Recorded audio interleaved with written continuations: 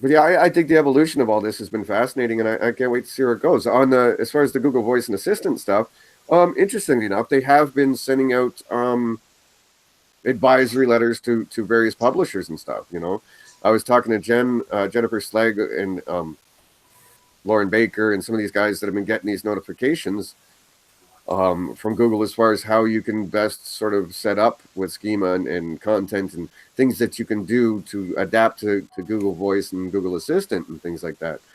And I've seen some people shared some of the emails with me that Google's been sending out on that stuff. Oh, do you got one, Steve? Or? And that could be, Dave, where structured data could really play a part in ranking in the future, because that makes the data machine readable, which is like share on Messenger or Facebook's own models. But for that, we need the app ID, which means we need to register for Facebook developers. So we already have a developer's account, and we can easily create the app. So my team was in charge of it. Now Carol's team is in charge of it. However, they won't know what to do. They're talking to us or whatever. I think he's talking about his team. I don't think so. All right, ladies and gentlemen, this segment of the show is listening into Homes.com's inside stuff. All right. So, yeah, you know, they've been sending it out to some larger sites and larger publishers and things of that nature. And I think it's kind of neat because, you know, I think a lot of us, when any of these kind of new things come along, like conversational search, voice search, Google Assistant, all that, it's like, well, how do we optimize for that? And yeah, Terry, a lot of what they've been talking to you about and some of the things that people shared with me was the schema and things of that nature. So I think it's going to be important for sure. There's a whole new API for all of that. It's amazing. Just the little bit of videos that they've released. It's. Have you seen the videos where they talk about the API.ai site and how you construct action? No, sure, but please do share that with me because I actually created a playlist this week on the SEO Dojo YouTube channel for all the Google Assistant and voice stuff. So yeah, if you could share that with me, I will grab that and put it up in a minute here. Please. Yeah. Thank you. Think about it. Yeah, this is all based around keeping all of us either on Google's search pages or talking to their box and keeping visitors from ever leaving Google.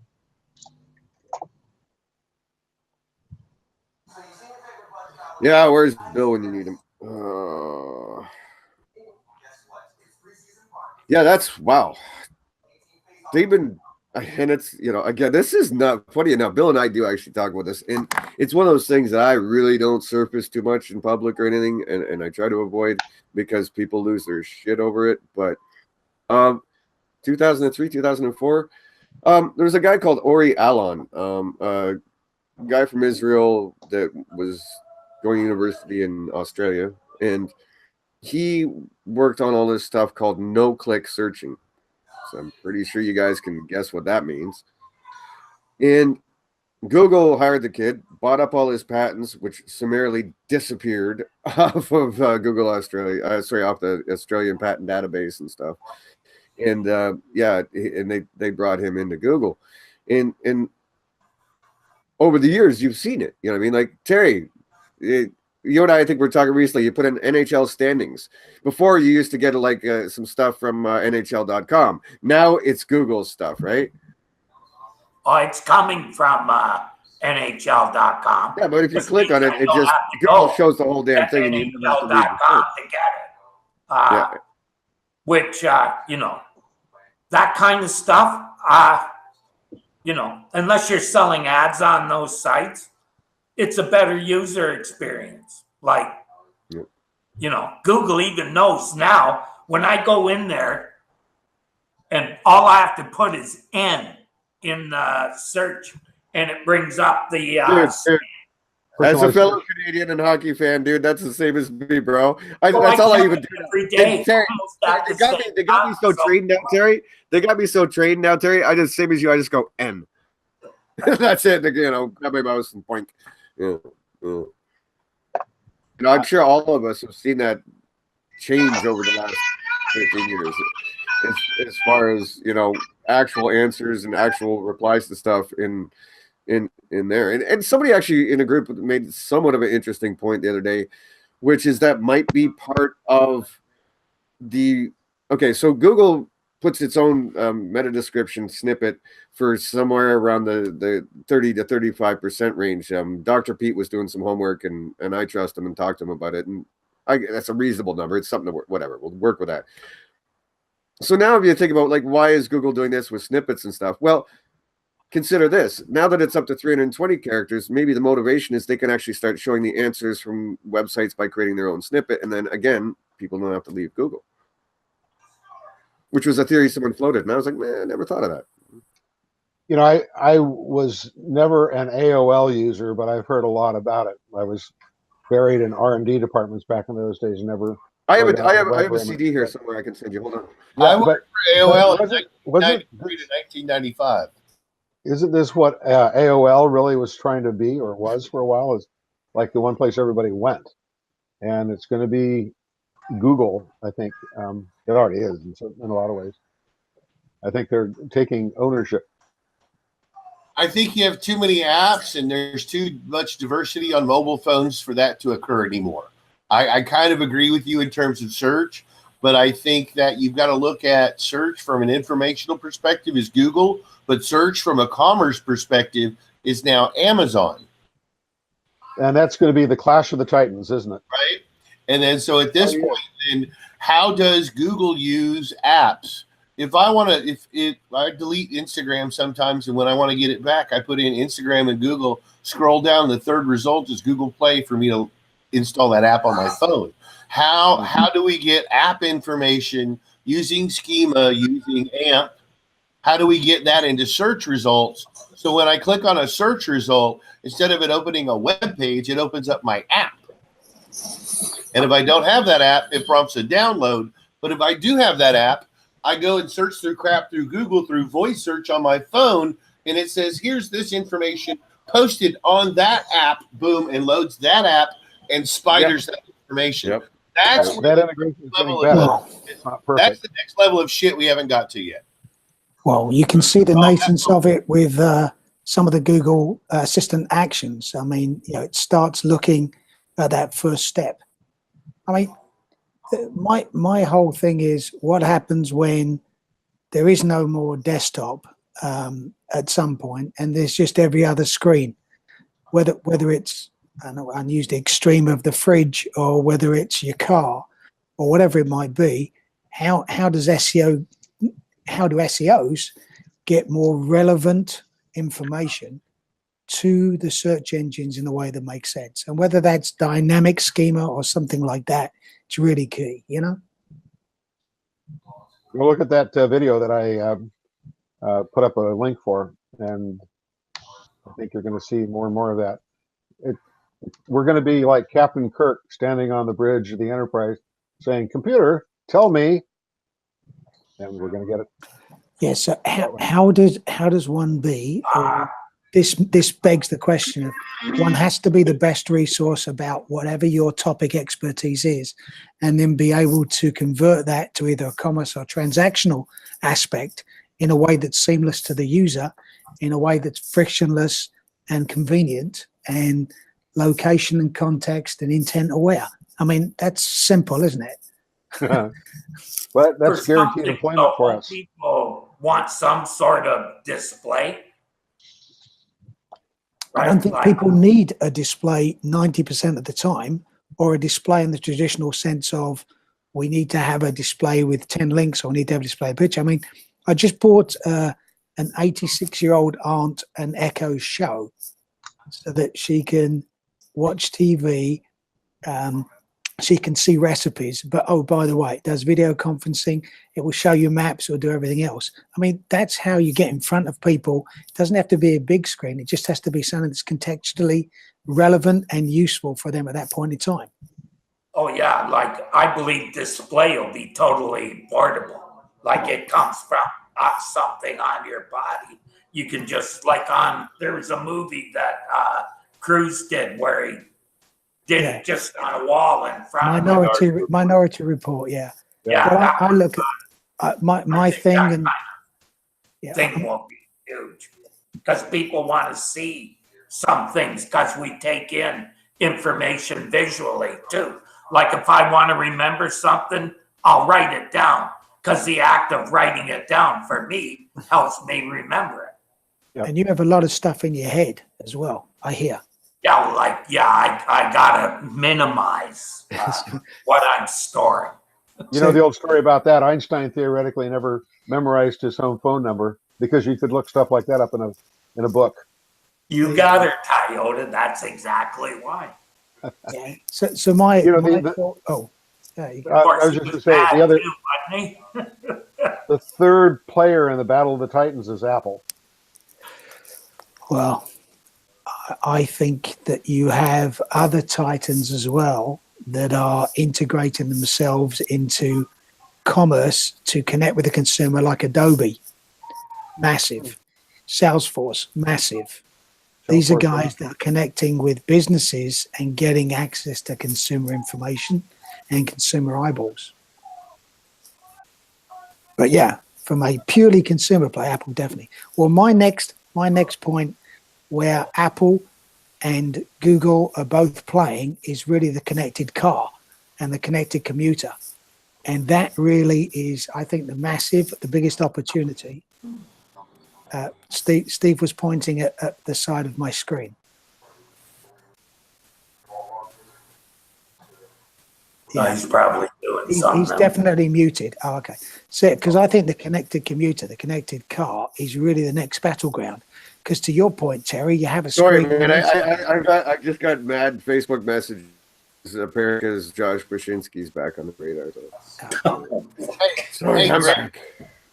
Hey, Grant, look at my screen. Google takes voice assistant market from cars to home devices.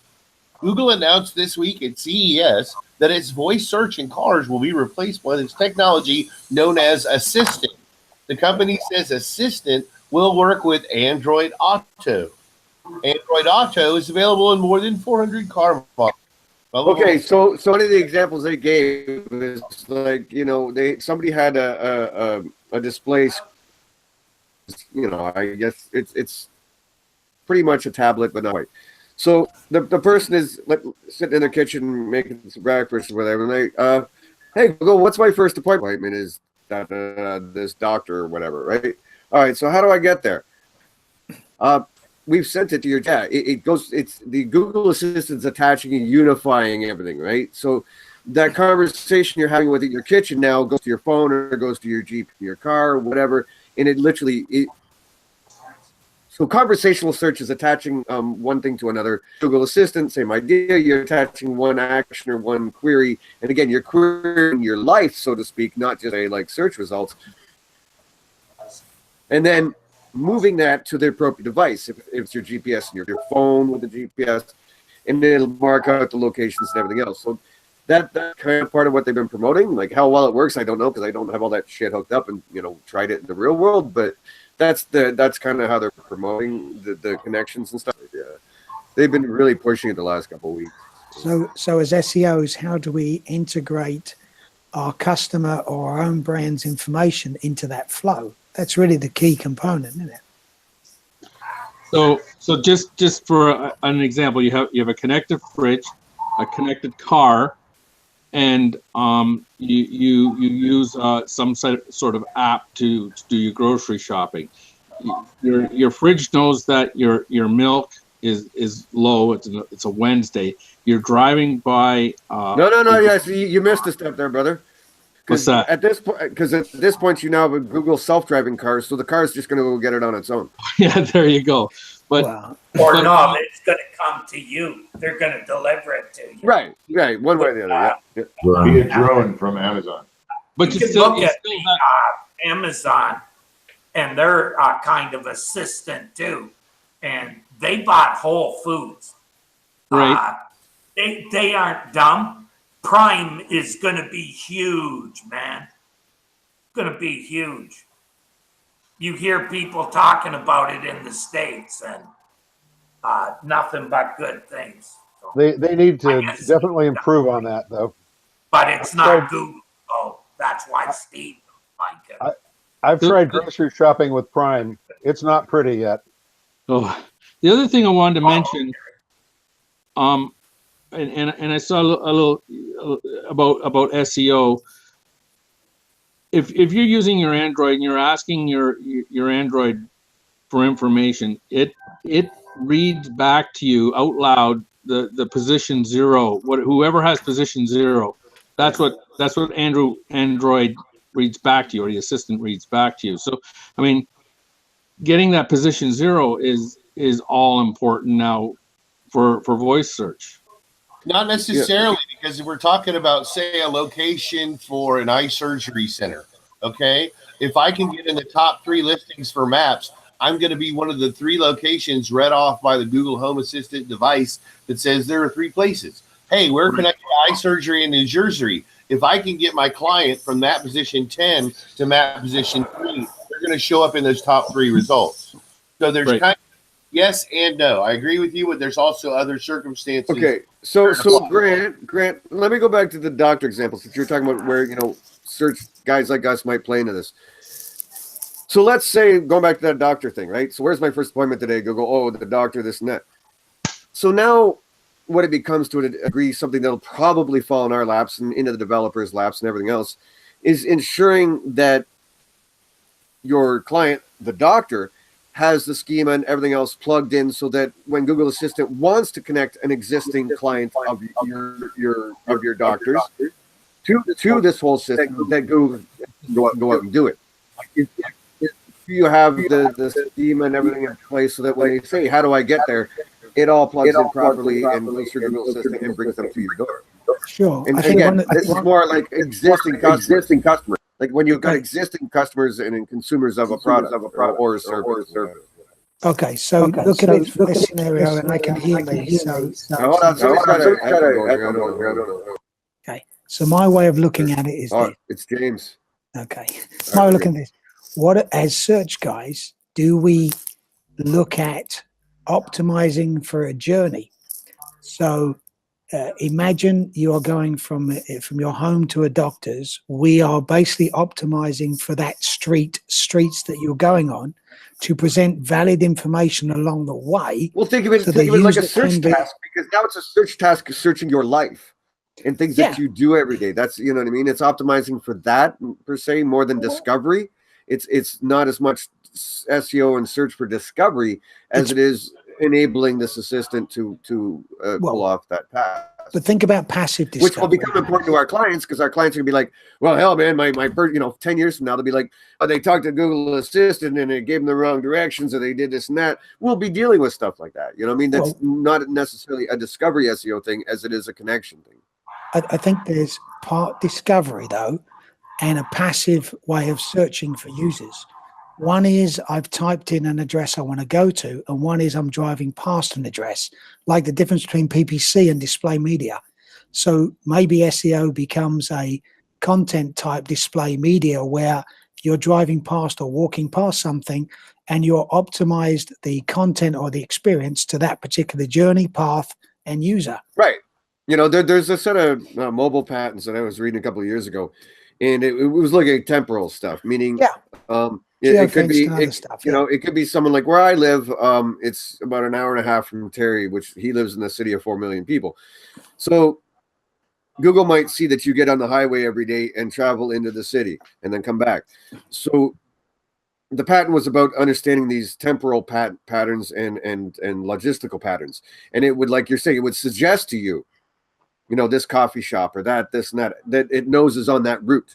Yeah. So you're optimizing, like you say, for that journey path. Now, some of the other stuffs in the patent set was like, it would recognize that, around Thanksgiving or Christmas and this and that, you went to a further away place because maybe you had relatives or so on and so on.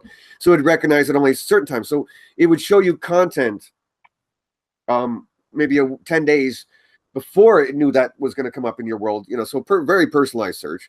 But you would start to see content surfaced in your Google searches or whatever, or even on your cell phone as you're driving, like you say, driving by or moving around, based upon those temporal and logistical movements that you're making. You know what I mean? And so they definitely are thinking about that kind of stuff. You know what I mean? How well it's implemented at this point, I don't know, because I work too much and never leave the house. So I've seen some individual campaigns where people are customizing billboards as people drive past. And I think, you know, that's something else that when you have a known entity in a known vehicle, that can trigger various other personal results in some way, shape, or form. I mean, look, I keep harking back to what as SEOs do we have to keep doing? I think you're 100% right, Dave. You've got to look at schema or whatever markup comes around that is both location aware, context aware, and intent aware. And that's what we really have to start thinking about is where do we move next on that? Right. So- And that's just, sorry, go ahead. Go ahead, Just to Steve. go a little bit further with your idea. So you're driving down the highway and you're 15 minutes ahead of schedule, and your Google Assistant says, you know, there's a coffee shop and you can be through there in 7 minutes. You're 15 minutes ahead of schedule anyways. Right. Yeah. But take it a step further. We take a lot of steps. Let's say, you know, let's say you know, because Terry and I interviewed a guy once who a couple of times. One thing, though, Steve, keep in mind, right? It'll never be intrusive, so it's not going to tell you that Right. coffee shop. So think of it this way. Terry and I interviewed a guy who did a lot of. Answer your question. It's Terry- an Terry- assistant. Terry, Well, sorry, Dave. Sorry, Terry and I interviewed a guy that did like the little Google balls that they put in the stores, and he was the guy. Remember Terry? And he was telling us about this. Like you could be walking through a store and it'll figure what you're looking for is on aisle 6 because they know what size your dress is or what the fuck ever. And so think of it this way: you're like say you go to the same coffee shop every day and they've got one of these little Google fucking place balls and shit in their store. What Terry says, it would almost be like, okay, you'll be at your favorite coffee shop in 10 minutes. Would you like us to place your order ahead of time? So that by the, like literally, if they've got the connected Google on that side, you've got your, Android phone. It would ask you, like Terry's saying, not do it for you, but ask you, would you like us to place your order? Because they know you get the same kind of coffee every day, blah, blah, blah, because the Google ball tells them that, and you've got your Android. It'll say, hey, would you like me to order ahead for you? So you literally could get, and how Google could sell that to a business because that's going to speed up their process of the drive-through and everything else, right? That people just pull up. And you don't have to say, I'm order 649. No, you got your fucking Android. You're going to pull up and they'll be like, oh, here you go. And that's it. You're done. And now expand upon that in any way you want. But that's the kind of thing where this seems to be going.